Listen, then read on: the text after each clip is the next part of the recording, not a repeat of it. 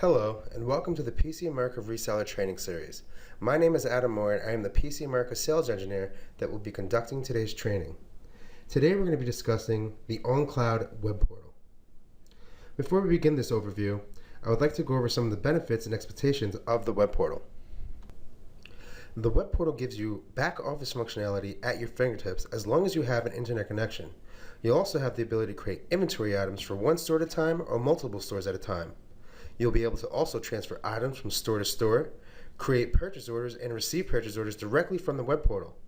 You'll also have the ability to view reports for all locations or just for a single location. You'll also have the ability to export these reports directly from the web portal.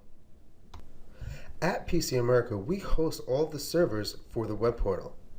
This should give you peace of mind because you will not have to worry about hardware costs or management concerns. Once activated to the web portal, you will have the ability to access the web portal from anywhere and anytime as long as you have an internet connection. You'll also have the ability to control all locations from a centralized location, meaning when you make any changes to that centralized location, you can either push it to one store or to multiple stores. All locations that are activated to the web portal will be pulling and sending information to the web portal in their real-time 30-minute intervals. This means that your store locations will be constantly updating. Before activating to the web portal, there are 3 key expectations I would like to go over with you.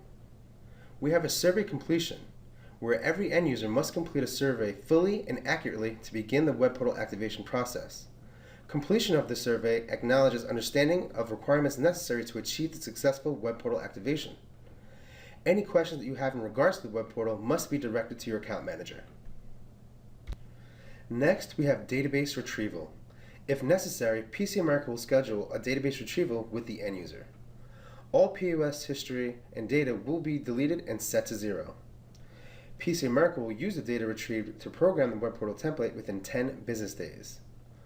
All data entered after retrieval will be overwritten and lost when activated to the web portal. Last but not least, we have the web portal activation. PC America will schedule an activation date with the end user and contact them to activate to the web portal. On the day of the activation, you want to make sure not to process any credit cards or any transactions. You also want to make sure that you run all necessary reports and make a backup of the database after the retrieval. The most current software version is 12.6 or higher, and a high internet speed connection is required when activating to the web portal. So now that we've gone over the 3 key expectations of the web portal, there are a couple of things to keep in mind. And that is when activating to the web portal with an existing location, all financial and sales history will be lost. This is why we have you back up the database on the day before the activation. It is recommended to activate to the portal when the location is first open to avoid losing sales and financial data. On the last slide here, we have the 2 versions of the web portal. We have the basic web portal and the advanced web portal. The basic web portal allows you to only handle reporting and inventory modules. The advanced web portal allows you to handle reporting, inventory, purchase orders, and employee maintenance. Now that we've gone over the benefits and expectations of the web portal, let's begin the overview of the web portal. So now that you know what the web portal is and have a better understanding of the benefits and expectations, let's give you a high-level overview of how the web portal works. When you first click on Inventory Management, the first option you see in there is Bump Bar. This will allow you to select the store ID and then edit the bump bar for that store. The bump bar is a kitchen video system that can be used by the kitchen staff to track orders as they come in and are prepared. Next, we have categories. After selecting a store ID or multiple store IDs, you will be able to configure the categories at that store. Categories are used for detailed reporting. Next, we have departments. The same way you would create departments in Casters Express or Restaurant Pro Express is the same way you would create these departments on the web portal. So when we click on departments, this will allow you to select your store that you want to create the department for. You'll have the ability to create a department for all the stores at once or just each individual store. The next option we have is items, and items work similar to your departments. After selecting a store ID or multiple store IDs, you will have the ability to configure items for every location or for each individual location. So when I click on items, it's then going to make me select my store. At the bottom here, you'll see all of my store IDs listed. At this point, I can now select a store ID or multiple store IDs and create an item. Let's hit next at the bottom of the screen after you make your selection. And now at the bottom, I'll just hit add new item. From here, I'll select standard item, modifier group, mix and match, choice item, coupon, kit or combo, depending on the type of item that you're creating. In most cases, you're going to select standard item. As you can see, the screen resembles your inventory maintenance screen in either Cash Register Express or Restaurant Pro Express. After your changes have been made, you then want to hit save at the bottom of the screen. Next, we have item transfer. Item transfer can only be configured through the web portal, and they must be received at the store level. Item transfers can only be done if the inventory exists with matching inventory numbers and descriptions at both the original store and the destination store. Let's click on item transfer now. When you click on item transfer, this will make you enter a reason code for the transfer. Let's just enter low stock. Now we're going to hit enter. At this point, you want to enter your original store ID and then your destination store ID, where you're going to be transferring the item to. After your selection has been made, you will then have the ability to add inventory and then submit that inventory. It will then have to be received at the store level. The next option that we see here is kitchen printers, and this is similar to the bump bar setup. Again, you must select your store ID to configure your kitchen printer for that location, and this can only be done for one store at a time. The next option that you see here is purchase orders. Purchase orders can only be done for one store at a time. After selecting a store ID, you will have the ability to create and modify purchase orders for that store. Let's click on purchase orders now. When you click on purchase orders, this will then show you the list of all of your locations or your store IDs. Let's select the store ID now, 02011.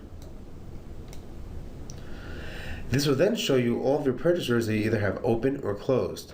All of these purchase orders are currently closed at the moment. Let's select one and see what it looks like.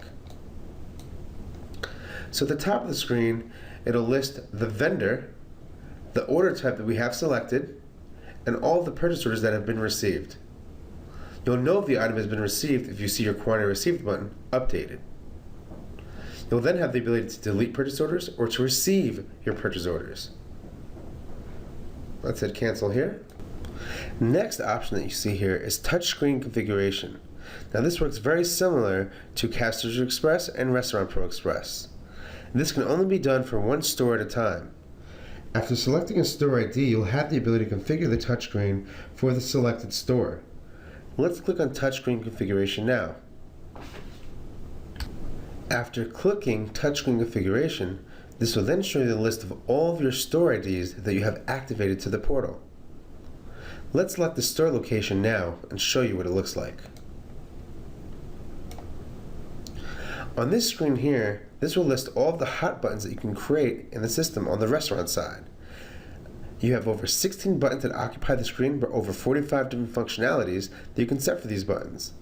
You'll have the ability to make these buttons visible or not visible, just by putting a check mark in this box here.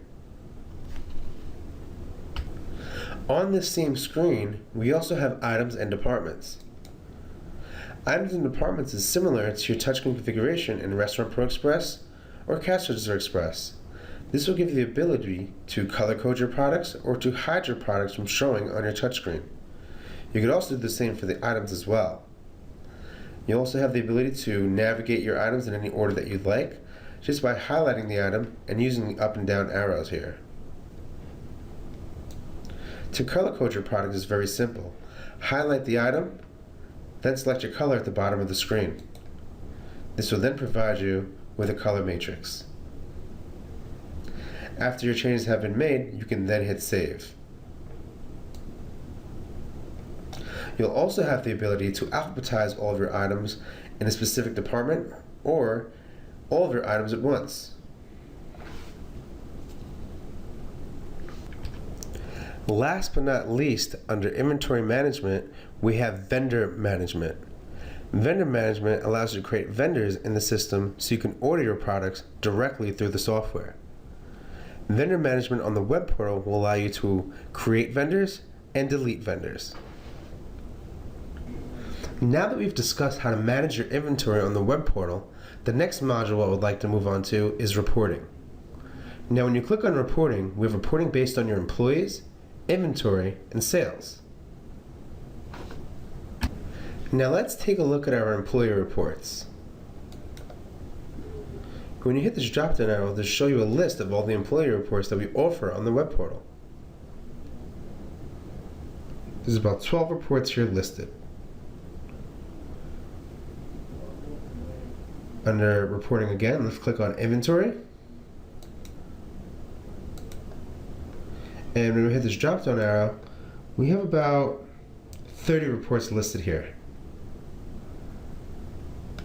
Now what's pretty neat about this report is that we have the ability to export this information from the web portal. So let's say you're using some kind of third-party accounting software, you will still have the ability to import our information from the web portal.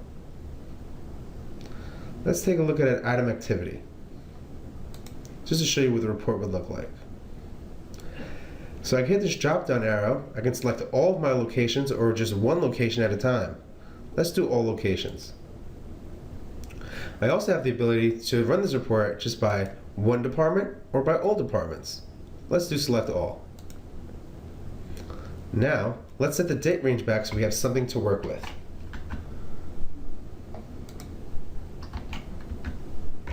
Now, let's hit view report. And there you go. This is how the report's going to look, very similar to what you would see in Cash Register Express or Restaurant Pro Express. And like I said, you'll have the ability to export this report in any format that you need to. As soon as you select your format, you would then hit export. And as I mentioned, we also have reports based on your sales. Let's hit this drop down arrow to show you what that looks like. So let's say we want to look at a controller sales report, and this is going to be sales for all locations or for an individual location. Set the date range back so we have something to work with. And let's also select the store ID. Let's select all locations. Now let's hit view report. And there you go. I'll list my information here. And as I mentioned, we have the ability to export this information for any reason if you need to. So now that we've gone through how to manage your inventory on the web portal, how to view your reports on the web portal, the last tab that I want to go over with you is employee management. Now let's click on employee maintenance. Employee maintenance will allow us to add employees and to delete employees directly from the portal for every location. Let's click on employee maintenance now. When you first click on employee maintenance, this will then make you select your store. You'll have the ability to select multiple stores or each individual store. Let's select one location so we can add an employee to that one location now. Now let's hit next. From here, we'll have the ability to add a new cashier, or we can edit an existing cashier that's already entered into the system. Let's hit add cashier at the bottom of the screen. On this screen, you'll have the ability to enter your employee ID, your password, display name, and even a card swipe. Once this employee has been added into the system, permissions, job codes and wages, and store association will then open up.